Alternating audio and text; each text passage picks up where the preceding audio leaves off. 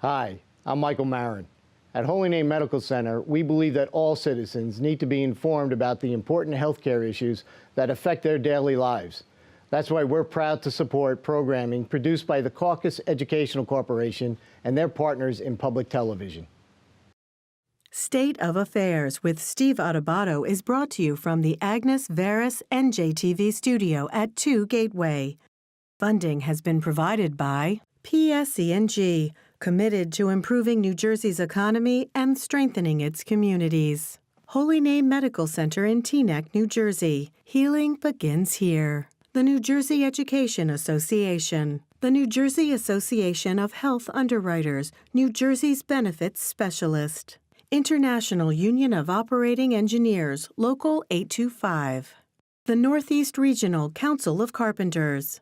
And by Verizon.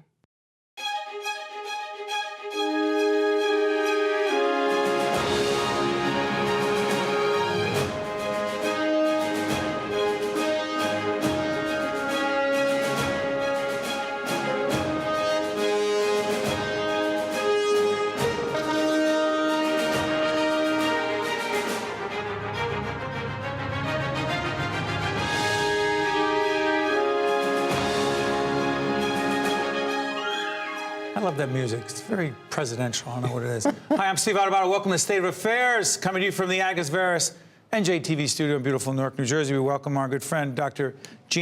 Eugene Cornacchia, who is president of St. Peter's University, based in beautiful Jersey City.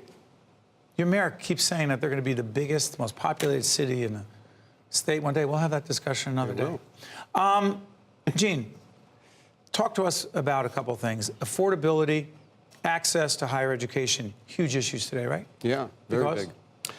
Well, especially after the Great Recession, as families have struggled economically, their resource base is much diminished, so affording a good quality higher degree has become a real challenge for them. And so that's why state aid programs such as the TAG program are tuition so aid grant. Tuition aid Explain why grant. that's so important. Well, it's important because what it does is the state provides, in New Jersey, we're fortunate. For all our complaints about the dangers of eliminating it or reducing it, New Jersey is generous in terms of the aid it provides college students with this grant. So, for example, in the independent sector, private sector, the highest grant is $12,400 a year. So if you think about how that helps close that gap for private higher education. Is it at risk? Is tuition aid grant at risk? It's always at risk. I think that's the challenge. You know, the state's budget is always under stress. The grant has not risen sufficiently to cover the increasing costs. Is that a de facto decrease? It is. I know people are happy that it stayed the same. Right. But if inflation is there, costs go up. Right. Keeping it the same. Right. So we haven't actually experienced direct cuts. So it's the buying power that's eroded as a result of inflation. But there are always some threats. You know, when the budget is under stress, there's this huge pension problem. There are all these threats for the budget. We always worry that there's going to be something that's going to, you know, undermine the TAG program. When I visited your university at St. Peter's in Jersey City, what I was struck by, Gene, is the diversity of your student population. Describe it. Sure. We're almost 40% Latino population now. We're a Hispanic serving institution because we exceed 25%. We're about a quarter African American. And then we've got a mixture of Asians of various kinds and your traditional middle class. How does it impact the campus life, A? B, what goes on in the classroom? It enriches it dramatically. It's incredible what goes on because students learn from each other. They experience each other's cultures, family environments. It's wonderful to see students inviting other students home to you know, have a meal, to meet their family, and to, you know, get outside their comfort zone. It's really incredible. The other thing I said I wanted to talk to Gene about, because Gene has a background in political science. He's joined us many times in the past to talk about the state of politics in our country. Yeah. Is the level of political discourse in our nation as, quote unquote, toxic as it appears to be? Oh, it certainly is. How do you deal with that on a campus? It's tough. It really is tough. I mean, the vast majority of our students, of course, are, we would characterize as progressive, you know, vast majority. But this election really challenged, 2016. Yeah, it challenged everyone because there were some good things that came out of it. For example, After many years, we had a young Republican group form on campus, which I think is very healthy. That's good for diversity. It is very good for diversity. But on the other hand, because everyone has dug their heels in and we have these lines dividing people, there isn't real discourse across the lines as there ought to be. Define real discourse. Because Well, you said give and take. Here's my position. This is why I believe in it. You're wrong. I'm right. Yeah, that's what it gets down to. You're wrong. I'm right. What's wrong with that, Gene? Well, you don't move anything forward. Everything just, I mean, if we look at it, you could probably say we really have gridlock. I mean, gridlock. You make it sound... Look what's going on. I'm sorry. Look what's going on with the health care bill. As we speak, in the summer of 2017, it appears that while the House has passed a version of repeal and replace of the Affordable Care Act, the Senate right now is meeting in private. In private, in secrecy. Why does that matter?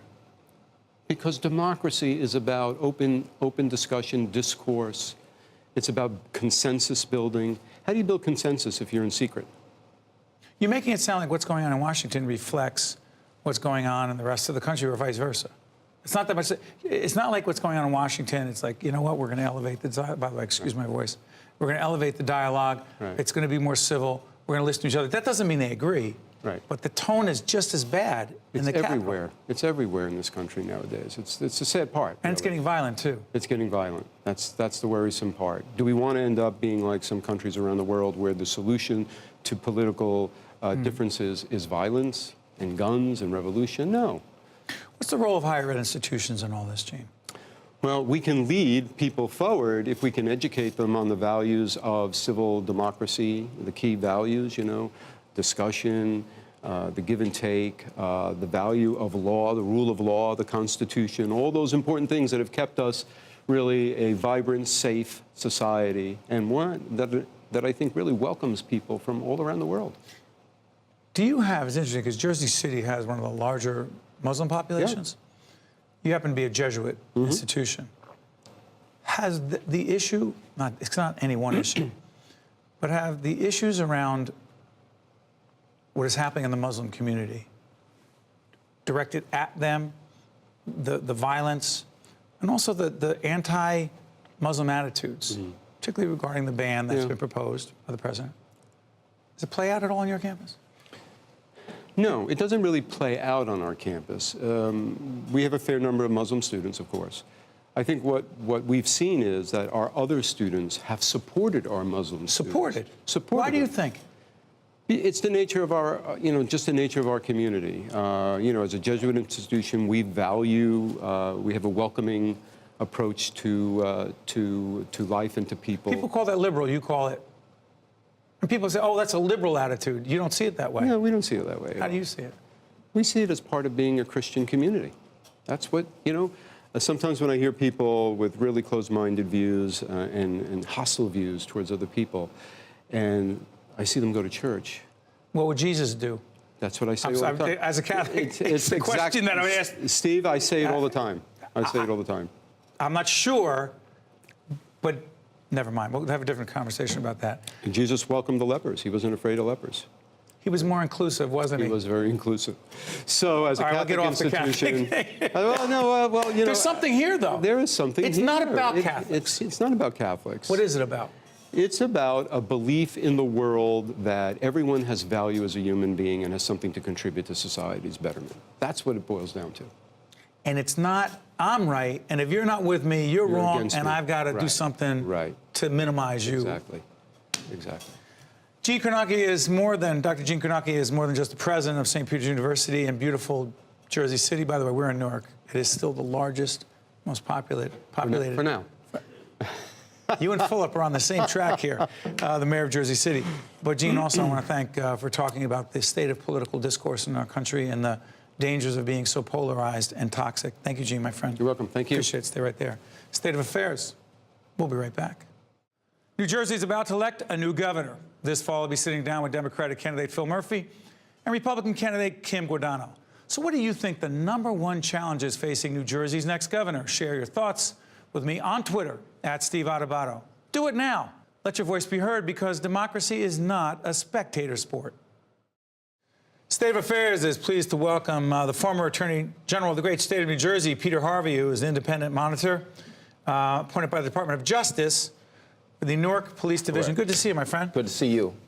Long time. It has been. We look younger. How is that? Well, you look younger. Let's leave that alone. It's the mileage. A lot of work. Yeah, very much so. Like it. Hey, listen, Peter, let's get to serious business. Sure. The independent monitor appointed by the U.S. United District States. Court. Okay. U.S. District Court. Essentially what you have is the Department of Justice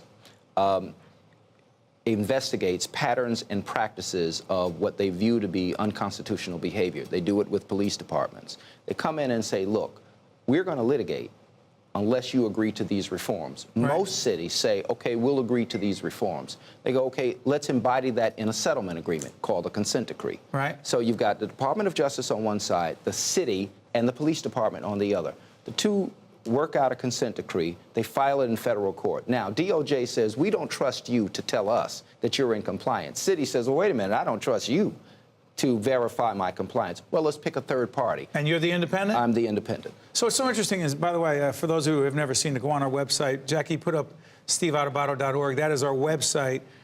Go check out a series that we did with our great partner here at NJTV, Michael Hill, who was the co-anchor with me. It's called Building Trust Between Police and the Minority Community. The head of the Newark Police Department, Anthony Ambrose, was with us on that. He talked about you, talked about the relationship. What do you say to those who say, what did Newark do to deserve having the federal government come in? There were some problems. Well, I would refer people to go watch an NPR, a PBS series called Policing the Police, which focuses on the Newark PD. Essentially, Newark Police had an internal affairs problem. They wouldn't thoroughly investigate complaints made by citizens against police officers. Blacks and excuse me interrupting, Peter, were Don't blacks and mind at Latinos being disproportionately stopped? No, it's not so much a motor vehicle problem as you had on the turnpike. No. What was it? It was a street problem. Stop, detention, arrest. That's number one. Number two, you had an internal affairs problems. Namely, the department was not investigating thoroughly complaints made by citizens. Number three, you had a property theft issue here. So if you got stopped, you gave over your property, you got released, you didn't get back all the property that you gave over. Thirdly, you had an evidence problem. So you have a property and evidence room here that needs to be rebuilt. It's antiquated, it's old, it's going to cost about $8 million, and it needs to be rebuilt. And you had bias-free policing issues. So you had police bias in the patrols, and you had a lack of community engagement and use of force. Rank and file police officers in Newark resisting? No, not at all, no. Why not? Well, I think many rank and file do their homework. They also see other cities under a consent decree. They also know you can't outlast the Department of Justice. Example, City of Oakland. Police department resisted a consent decree. They have been under a consent decree for 27 years. The federal Oakland.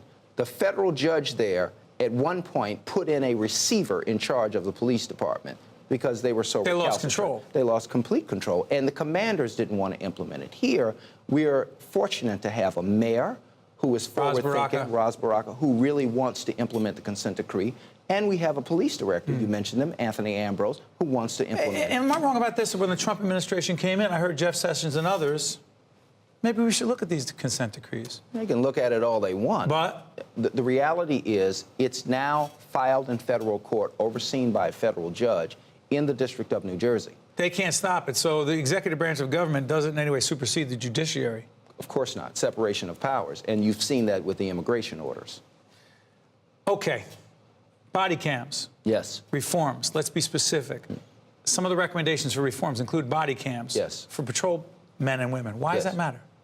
Body cams, body cameras capture, and dash cams, by the way. And car cameras. Right now, Newark PD is engaging in a pilot program with body cameras.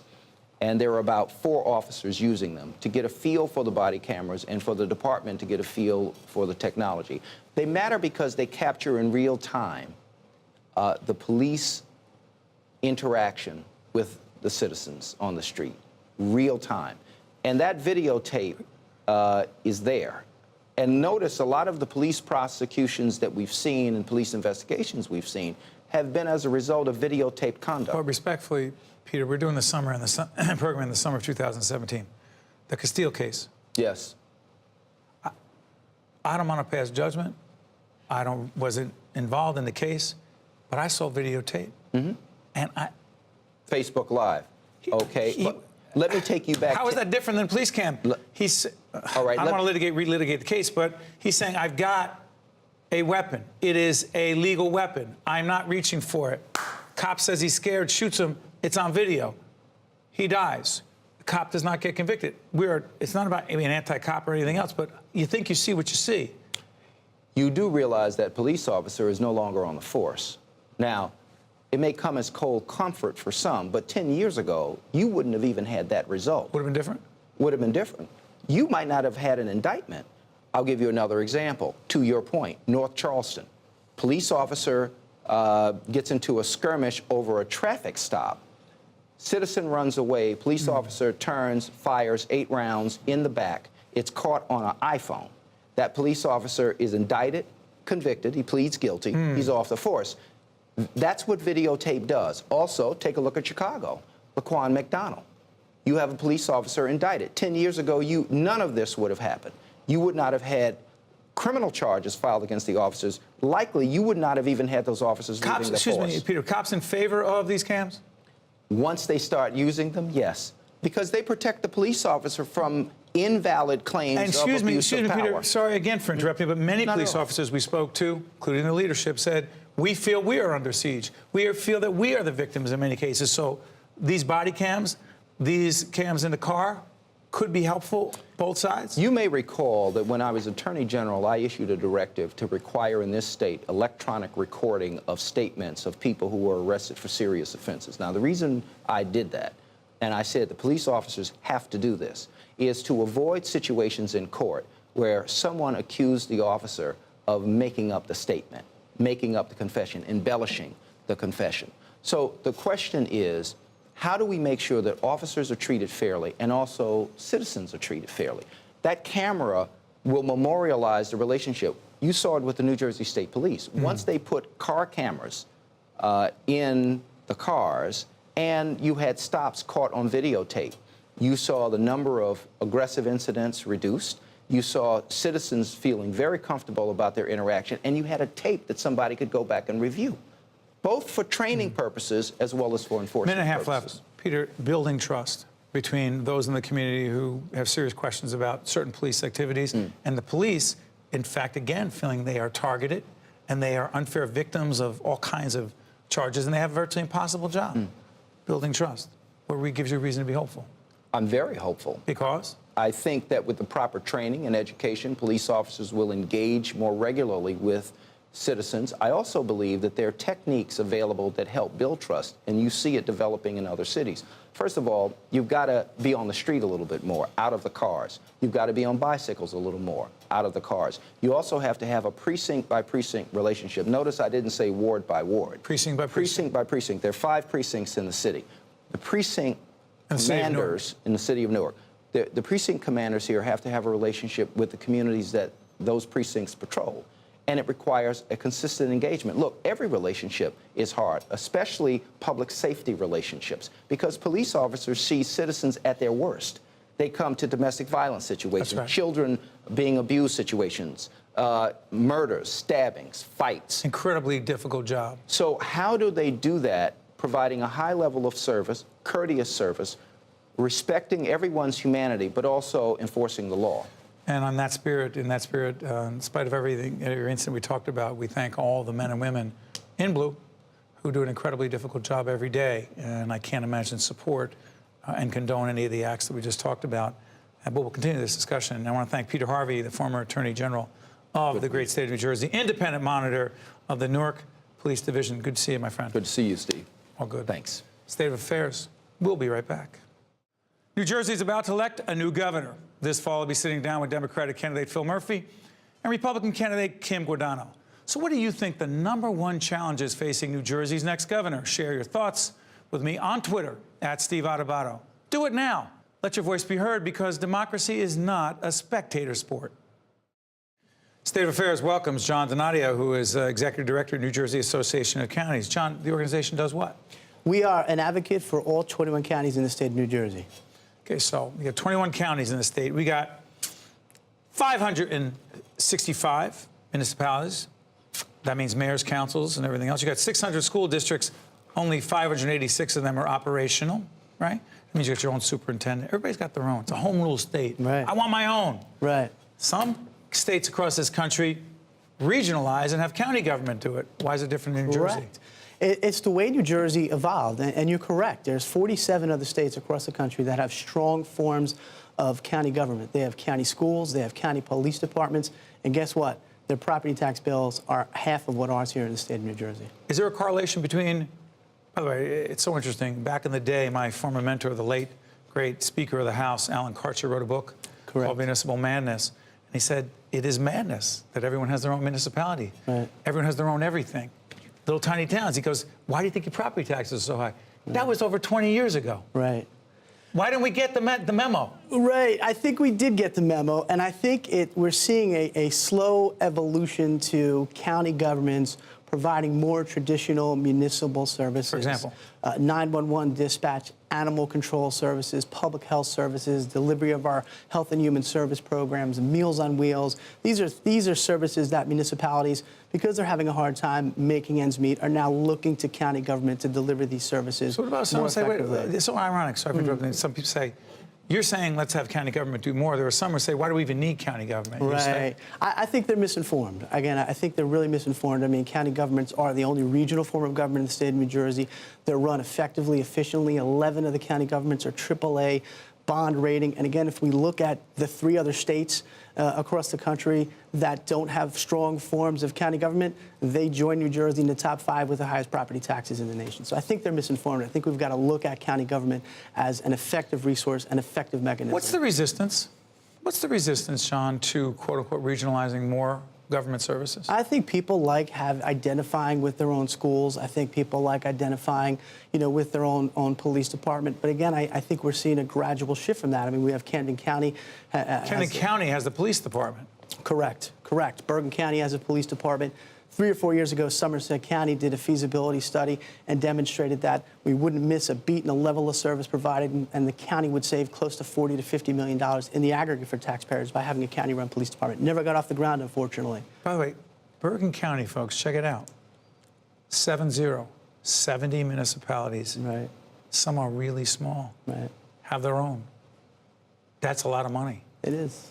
Do you get the sense, John, that people are like, I want my own, but I also want to bring my property tax down, and I'm willing to have an honest discussion about what it's going to take. And even if I can't have my own school district and I merge with the next one over, or we have a new police department that has a different car or a different logo, if you bring my property tax down by a couple $100, $1,000 more, right, they're open, or do they say, I want my own and I don't care? No, I think people are more open to it. Both. I think you're probably right. They want a little bit more both. But I think there's less resistance now than there was even as early as 10 years ago. How about the political will? Because you guys lobby. Do you lobby? We do, yeah. We're an advocate. We're not a lobby. You're an advocate. You advocate. Right. What do legislators say? Hey, we're on board? I think they're on board with finding innovative ways to share services, to regionalize, to consolidate. I don't think there's the political will, to have 21 school districts now. Maybe we'll see. No, not 21 school districts. I mean, 21. 500. Get this again, folks. There are 600 school districts. But there are 586 of them which are operational. Now, does that mean some of them don't have schools? It may mean that some of them send students to, it might be a sending district, a K through 8 that sends it to their high school, to a high school. So, I often wonder, I'm not going to get overly philosophical here, but I often do wonder, how hard is it to have truly candid, honest conversations about the choices we make and the consequences therein? Right. Well, I think we're having one right now. We are. We're trying. Yeah, I think we're trying to have a conversation right now. And I've had conversations with legislators who want to eliminate county government. And I think our end result, our end goal is the same. We want less property taxes. We want government to run more effectively. So I think those conversations are kind of starting to, take place, because we can't continue down the path we're traveling down right now. By the way, I should say I live in Essex County, New Jersey, and there are beautiful parks. Correct. There's a wonderful zoo. There's really good things that happen. And by the way, the major thoroughfare in Essex County is run at Bloomfield Avenue, is the county. County runs road, it. correct. So it's interesting, even if it's not separate municipalities, there are services that are provided by county government. Right. Correct. And most people don't know this, that counties operate about 95% of the bridges in the state of New Jersey. Over Counties? 7,000 centerline miles, of roads. We provide funding for our county vocational technical schools, our county colleges, run our elections, process deeds, and that's what the county runs. The county clerk runs the election. County clerk runs the elections. In addition to the parks, I mean, I can go, on You on could, and on. but we're going to get out of here. All right, good. Thank you, John. Thanks Stay for your right there, time. buddy. I appreciate That's it. it for this particular edition of State of Affairs. Let's continue the conversation on Twitter. Follow me. You see the number right there. See the, follow me on Twitter. Check you out next time. State of Affairs with Steve Adubato is a production of the CAUCUS Educational Corporation, celebrating over 25 years of broadcast excellence. State of Affairs with Steve Adubato is brought to you from the Agnes Veris NJTV studio at 2 Gateway. Funding has been provided by PSE&G, Holy Name Medical Center in Teaneck, New Jersey, the New Jersey Education Association, the New Jersey Association of Health Underwriters, International Union of Operating Engineers, Local 825, the Northeast Regional Council of Carpenters, and by Verizon. Promotional support provided by NJBIZ, All Business, All New Jersey, and by Meadowlands Regional Chamber, building essential connections that drive business growth.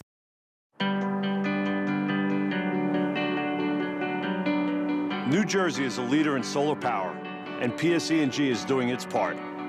With 24 solar installations in New Jersey, projects that are giving landfills new purpose and turning former brownfields green. Solar powers more than our homes and schools and businesses. It powers our economy by creating jobs right here in the Garden State. PSE&G, proud to support New Jersey.